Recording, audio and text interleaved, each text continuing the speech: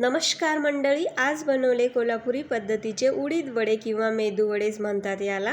तर चला तर मग कसे बनवते ते बघूयात। मी सर्वात पहिला उडदाची डाळ 5 तास भिजत घातलेली, नंतर मिक्सरला थोडं पाणी घालून वाटून घेतलेली आहे। पाण्याचा कमीत कमी वापर करायचा, नाहीतर आपले हे बॅटर ना पातळ बनतं। जरी पातळ बॅटर झालं तर यामध्ये आवश्यकतेनुसार रवा किंवा तांदळाचं पीठ घालू शकता, चवीमध्ये काही फरक पडत नाही।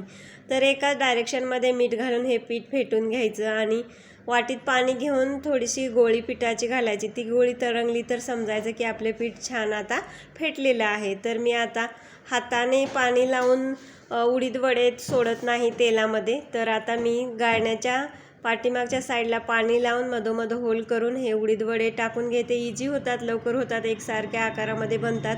अतिशय टेस्टी झालेले हे उडीद वडे तुम्ही नक्की एकदा अशा पद्धतीने करून बघा। आणि खोबऱ्याची चटणी बनवलेली उडीद वड्यासोबत खाण्यासाठी।